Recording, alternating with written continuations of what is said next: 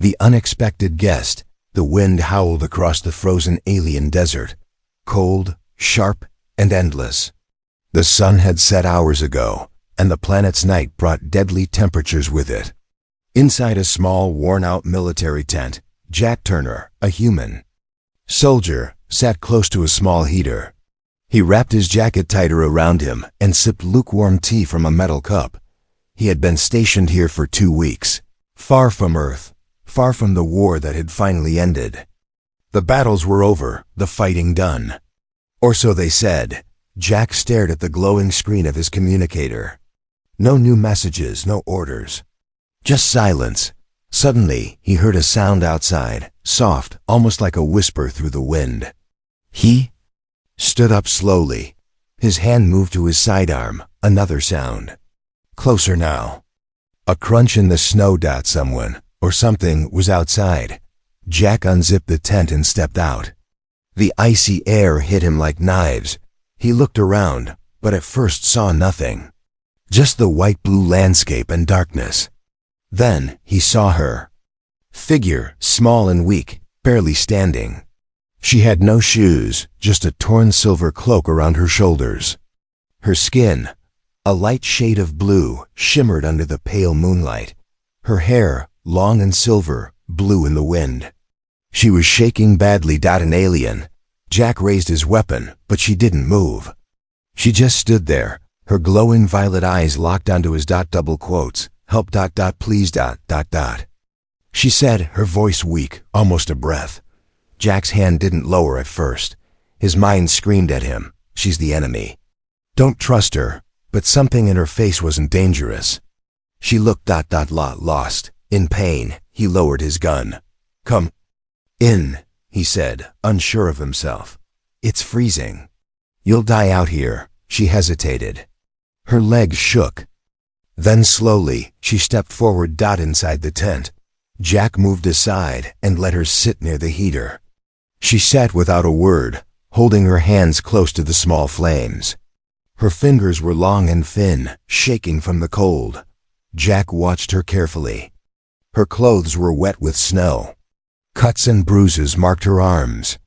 She looked young, maybe the same age as Jack, or just a little younger. What's your name?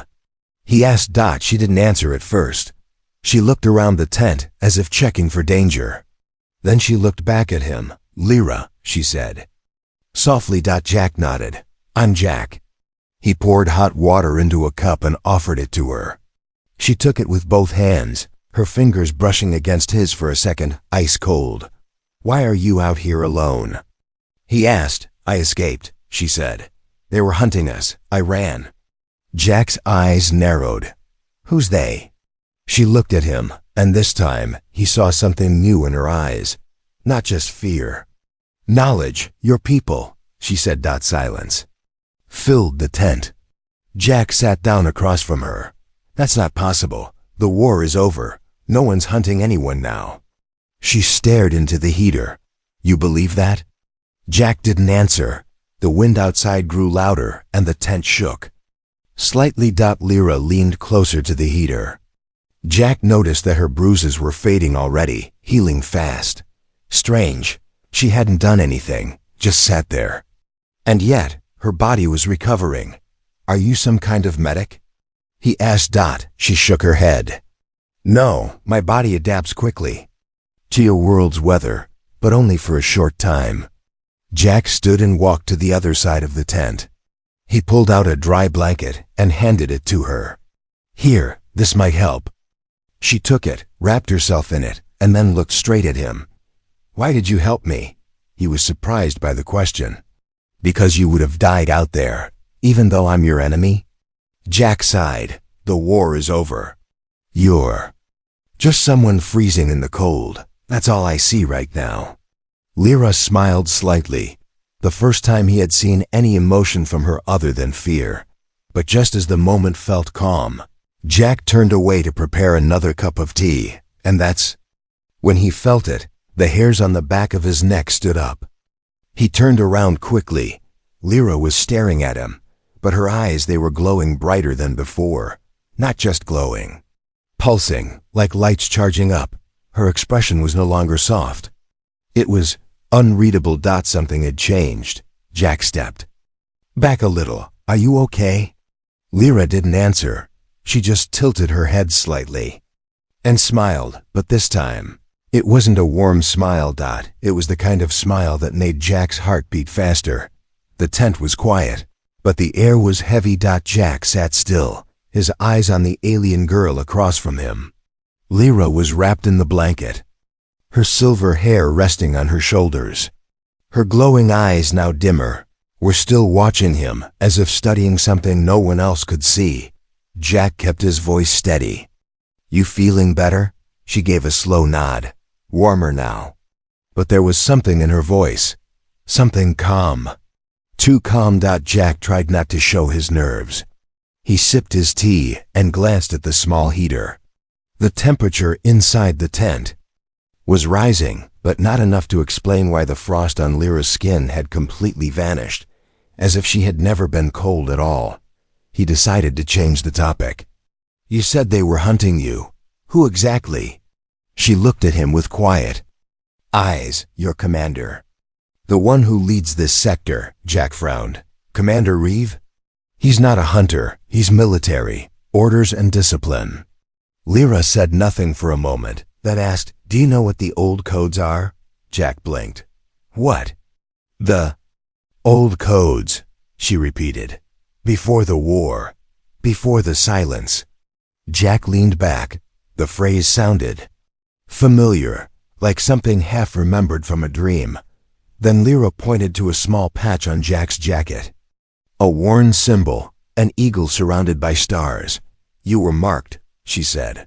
Long ago. You just don't remember. Jack touched the patch without thinking. It was just part of his uniform. Wasn't it? What are you talking about? He asked. You were trained, she said, almost like whispering to herself. You were one of the first, you and others, chosen to protect the bridge between our worlds. Jack shook his head. I was just a soldier. I joined during the second wave. I fought. I survived. No, Lyra said quietly. You were something else. You were part of Project Harmony. That word hit Jack like a sudden flash. Not a memory, more like a shadow behind a wall in his mind. Project what? He asked, even though part of him already knew. Before she could answer, the tent's motion sensor beeped softly. Footsteps in the snow. Someone was coming. Jack's body moved on instinct. He grabbed his weapon and looked at Lyra. Hide, now. Without a word, she slipped behind the supply crates and pulled the blanket over herself. Her body seemed to fold into the shadows like smoke. A second later, the tent flap opened. A tall man stepped inside. Commander Reeve, evening soldier. The commander said casually, brushing snow off his gloves. Still alive, I see. Jack stood straight. Yes, sir. Everything's fine. Reeve looked around the tent, eyes sharp but calm. Strange signals picked up near your position. Heat traces, movement. Thought you might be in trouble. Jack forced a small laugh. Just my old heater acting up again. Reeve stepped forward and narrowed his eyes. You sure you're alone in here? Jack didn't blink. Completely sure. There was a pause, long cold. Then Reeve smiled. Good. He turned to leave but stopped at the flap. Oh, and Jack? He said, without turning. If you see any survivors from their side, don't be a hero. We don't want accidents. Jack nodded. Understood. The commander stepped out and zipped the flap behind him. Silence again. Jack turned and whispered, It's okay. He's gone. Lyra slowly stepped out from the shadows. Her face was pale but calm. He knows. She. Sud. Jack's heart sank. You think he saw you? No, she replied. But he knows something is changing. He came to check if you've remembered. Jack sat down, his head spinning. Remembered what? I don't understand. Lyra moved close, pulling up her sleeve. Beneath her skin was a glowing pattern, like a circuit made of light. It pulsed gently. Then, without a word, She reached toward Jack's neck. He stepped back. "What are you?" But she touched the back of his neck with 2 fingers, and Jack's world flipped. Sudden image flashed in his mind, him in a white room, surrounded by alien symbols and human scientists. Lyra was there, smiling, holding his hand. The words Unity Agent echoed in his mind. He stumbled backward, gasping. What was that?" he asked. "Truth," Lyra said. "Buried, but not lost." Jack stared at her, shaken. The heater hummed quietly, casting strange shadows. Outside, the wind howled again, but this time it sounded less like wind and more like whispers. The cold outside had returned with more force. The wind no longer whistled. It roared, wild and angry, like it was warning something was coming. Inside the tent, Jack sat in silence, his fingers brushing the back of his neck again and again. The sensation of her touch was gone, but the vision she triggered still echoed in his mind. The white room, the voices, the name, Unity Agent.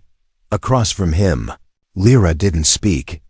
She sat near the heater, watching the small flames flicker like memories trying to survive. Finally, Jack broke the silence. That memory, it felt real. "It was real," Lyra replied softly. "But they took it from you." Jack stood up and began pacing. "I don't understand any of this. Project Harmony, secret training. Why would Earth erase memories of peacekeepers?" Lyra looked at him, her expression steady. "Because peace was never the goal. Control was." Jack stopped. "That doesn't make sense. We signed a treaty." "The war is over. The war you remember," she said. "Not the one beneath it." Before he could respond, a distant whine buzzed in the air. Faint, mechanical. Lyra's head snapped toward the sound. Drones. Jack rushed to the tent flap and peeked outside. Faint lights moved across the snowy field. Fast, silent gliders sweeping low. "They're scanning," Jack said. "Standard patrols don't fly this low at night." Lyra stood up quickly. "They're looking for me." Jack turned to her. "Why now? What triggered this?" Lyra hesitated. "It might be the connection. When I unlocked your memory, it probably sent a signal." Jack felt a cold sweat form on his neck. "So we're not just hiding. We're marked." He moved fast. Packed the heater, rolled up the emergency kit, handed Lyra thermal boots from a supply crate. "We need to move." But before they could exit, Jack's communicator beeped. Not the soft ping of a message, but a long, slow tone. "Incoming call. From Commander Reeve." Jack froze. He didn't answer. Instead, he opened the message log. "Unknown biosign detected near tent. 47B. Stand by for inspection." Lyra moved beside him, her voice tense. "We have 10 minutes, maybe less." Jack's mind raced. "There's a ridge nearby. Abandoned signal tower. Oldcomb's room underground. If we can reach it." A new sound cut through the air. Not a drone. Footsteps. Crunching in the snow. Slow. Heavy. Just outside. Jack grabbed his weapon. Looked at Lyra. She nodded. They waited. No breath. No movement. Then silence. The steps stopped right outside the tent. Jack's finger tightened on the trigger, but no one entered. Instead, a voice came from outside. Calm. Cold. "I know she's in there, Jack." It was Reeve. Jack said nothing. "Didn't move. I gave you a chance," Reeve continued. "But I see it now." "She triggered you, didn't she?" Lyra whispered. "He was part of the program too. A higher level." Jack's heart dropped. Reeve spoke again, louder now. "She's not who you think she is. She's a key, Jack. A living lock. If she completes her link with you, Earth loses everything. That's why she's dangerous." Jack shouted back. "Then why lie to us? Why erase our minds?"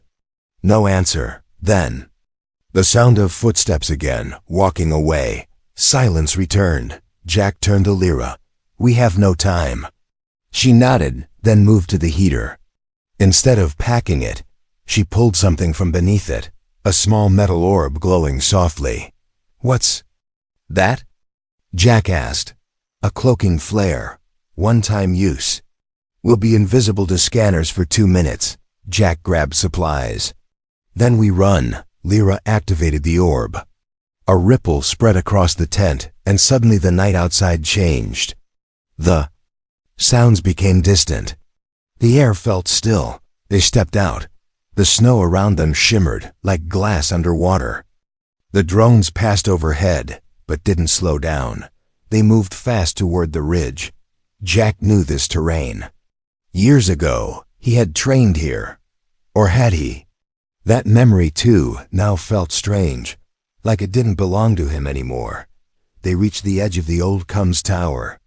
A half-buried door led underground. As they entered the cold, dead structure, Jack looked back one last time. The tent they left behind was gone, swallowed by snow and shadow. But something else stood there now. A tall figure, watching. Not Reeve. Something taller, inhuman, glowing faintly blue. Jack turned away and shut the hatch. They were inside now, but something out there was waking up.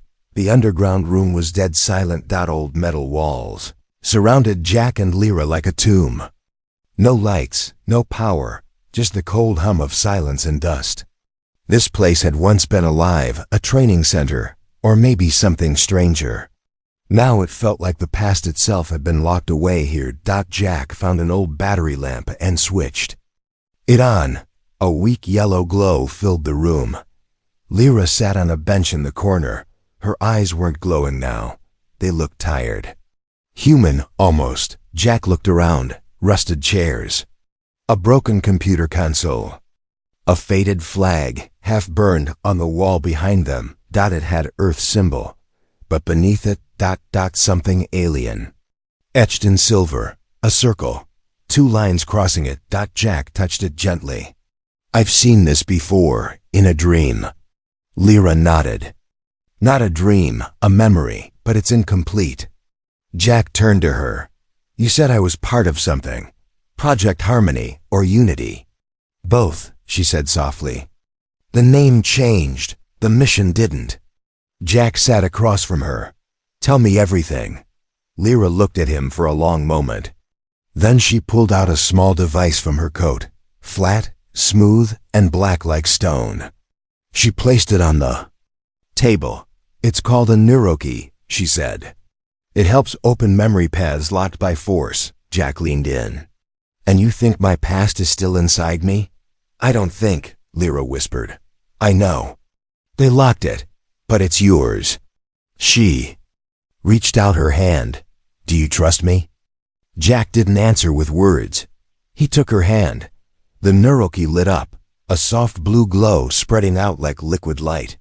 It reached Jack's fingers, then climbed up his arm. He gasped. Suddenly, the room flickered. He was no longer sitting. Was standing in a glass room. Clean. Bright. Human scientists stood behind a control wall. On the other side of the glass, alien children were learning, not from books, but through light and sound. Jack stood between the 2 worlds.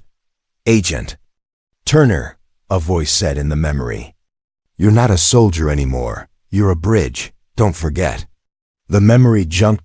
Now Jack was training in a circle with others, humans and aliens together. Lyra was there, laughing. They were not enemies. They were partners, friends, more. Flashes, screams, fire, betrayal. A human general giving the order. "Erase it. All of it. The program ends tonight." Jack fell back, gasping. The memory ended. Lyra caught him before he hit the ground. Jack looked up at her, his voice shaking. They trained us to work together. And then they destroyed it." Lyra nodded, her eyes full of pain. "Because Unity was too powerful. They couldn't control it. So they killed it, burned the data, wiped your minds." Jack sat up slowly, breathing hard. "And you? How did you remember?" "They tried to wipe me too," she said. "But I escaped. I held on to pieces. I followed the signal left behind by your DNA code." She reached into her sleeve and pulled something out, a thin, clear strip like skin. She placed it against Jack's wrist. It glowed. His skin glowed too, in the same pattern. They used you as a living key, she said. You were never just a soldier, Jack. You were the final bridge. A sound echoed from above, a loud thud. Jack stood instantly. They found us. Lyra didn't panic. Instead, she looked straight into his eyes.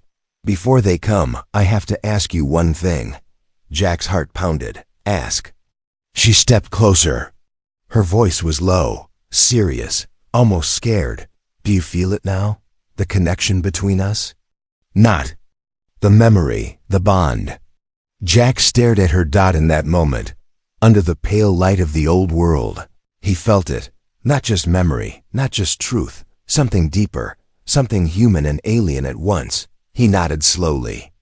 Yes, I feel it. Lyra closed her eyes, just for a moment. Then they're too late. Suddenly, the neurokey beeped twice, sharp and fast. Jack looked down.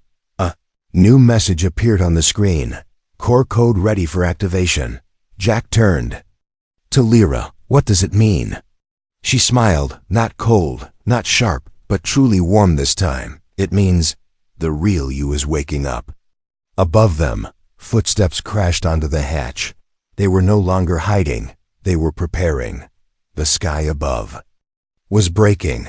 Clouds cracked with pale lightning, and streaks of energy cut through the night. Snow no longer fell gently. It hissed through the wind like ash from a fire long forgotten. Far below, Jack and Lyra stood inside the hidden alien ship, half buried in ice, alive again after years of sleep. The control room pulsed with soft blue lights. Symbols glowed along the walls, and in the center, a console awaited two hands. Jack's and Lyra's. Only together could they power the ship. Only together could they reveal the truth. Jack placed his palm on the surface. Lyra placed hers beside his. A sharp sound, not from outside, not from the ship, but from within Jack's mind. Unity confirmed. Agent Turner, memory core unlocked. Welcome back. The voice was not human, not alien. Something in between. Jack blinked. What was that? Lyra didn't look surprised. The ship's it was built to bond with you. Your DNA and mine are the keys. The voice returned, not aloud but inside Jack's thoughts. You have been lied to. Earth's government erased the peace. They feared the merge. The merge? Jack asked. Lyra looked at him with calm, steady eyes. The joining of our kinds. Not just alliance, evolution. Your people feared what we could become together. Jack stepped back from the console, heart pounding. So the war was never about territory, Lyra said. It was about silence. They didn't want people like you to remember. Didn't want me to find you. Jack remembered the training room, the white walls, the children learning, the symbol of Earth and stars combined. It had all been real, but buried, hidden under layers of fear, control, and erased files. He clenched his fists. Then Commander Reeve, he wasn't stopping an alien threat. He was protecting the lie. Lyra nodded. He's part of the shadow chain, the ones who ended Project Unity. Suddenly, a warning flashed across the console. Hostile signal detected. Base strike imminent. Outside, the clouds burned red. Drones hovered in formation. And far in the distance, something massive moved through the storm. Lyra whispered, "They're bringing down the base." They'd rather destroy the truth than let it escape. Jack looked at the console. Can we fly this? Only with full sync. Full trust. He hesitated. Then he remembered the memory, her hand in his. Not as enemy, not as soldier. As something else. He placed both hands on the console. Let's do it. The ship came alive. Energy surged around them. The ice beneath cracked and melted. Ancient engines groaned. Not broken, just asleep. The voice returned, deeper now. Core connection complete. Command accepted. releasing final data. A hologram appeared in the air. Footage. Real, raw, unedited. Jack saw Earth generals speaking in secret rooms. Video logs of hybrid test programs. Documents stamped erased. One screen showed Reeve himself years ago saying, "If Unity completes, we're no longer needed. We lose control of the future." That cannot happen. Jack watched in silence. Chest burned with anger, but also something else. Clarity. They never feared aliens, he said quietly. They feared hope. Lyra nodded. Because hope cannot be controlled. The console flashed again. Final choice. Transmit or escape? Jack looked at her. If we transmit this data, Earth systems will know the truth. They'll call us traitors, Lyra said. Jack smiled bitterly. They already do. Outside. The storm exploded. The drones had seen the ship. Red beams cut through the snow. No time, Lyra said. You decide. Truth or survival? Jack reached toward the console. Then stopped. His voice was steady now. Why not both? He hit. Both commands. Transmit and launch initiated. The ship roared. It tore from the ice, rose through the firestorm, and burst into the sky like a phoenix, carrying the truth Earth tried to bury, and the two people it failed to break. As the transmission raced toward every satellite above Earth, Jack looked at Lyra. Do you think they'll believe it? She smiled. Doesn't matter, he nodded. Because now, they'll know. Below them, the old war burned away. Above them, a new war began, not of weapons, but of truth. The stars stretched endlessly above them. Jack sat in the co-pilot's chair, staring at Earth from orbit, a blue sphere glowing with quiet lies. Beside him, Lyra moved through the ship's interface like it was part of her. Her fingers danced across lights and symbols, but her face was calm, focused, determined. Below, the transmission they had released was spreading. The truth about Project Unity, the memory wipes, the secret war, was now in the public satellite channels. It had already been picked up by civilian receivers, military outposts, even rogue AI networks. They couldn't stop it now, but Jack knew. They would still try. The ship's I spoke in their minds. Earth Command has declared you enemies of planetary security. Your return will be met with lethal force. Lyra didn't flinch. Expected. Jack leaned back. Good. That means they heard us. The AI paused again. However, a signal has been received. A response. From Earth. Would you like to hear it? Jack and Lyra exchanged a glance. Play it, Jack said. The voice that followed wasn't military. It was young. A woman, maybe 20, speaking from a civilian tower. I don't know who you are, but we got your message. My father was part of the program. He thought he was crazy. Now I know he wasn't. I'm ready to listen. We all are. The message ended. Silence filled the ship, but not the hopeless kind. It was the silence just before change. Jack stood up and walked to the central console. His hands hovered above a panel marked the final code. What is it? Lyra asked gently. Jack didn't answer at first. His eyes were distant, like he was somewhere deeper than space. The ship. It holds the last part of Unity's original codebase, he said. Before they destroyed it. Lyra stepped closer. That code can change Earth's network, can't it? Jack nodded. Yes, it can't erase the governments, or the weapons, or the hate, but it can free the minds. It can unlock every sleeper, every soldier like me who forgot who they were. Lyra whispered. Then it's not just a code. It's a wake-up call. Jack took a breath. This is our last chance. Once I activate it, there's no going back. Lyra put her hand over his. You were made to bridge the gap.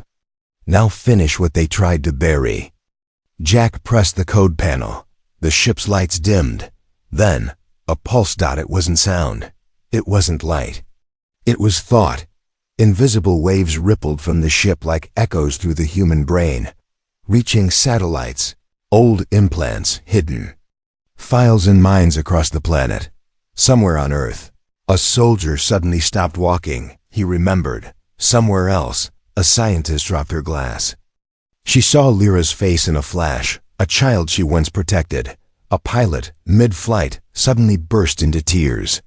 He saw the white room, the symbol, the dream. The code had done its job. The sleeper minds were waking up. Jack sat back down. And then, the first missile launched. Red light shot through the black sky. Earth Command, Lyra said, eyes locked on the radar. They're firing. Jack looked at her. Calm, ready, no more running. He pressed the final override. The ship's outer core changed, folding, forming, adapting. Earth had sent destruction. They answered with evolution. The ship didn't dodge the missile. It absorbed it, broke it into light, and converted it into energy. Lyra single quotes S eyes widened. Jack, the ship, it's not a weapon, it's a seed. Jack smiled, and now Earth has seen it grow.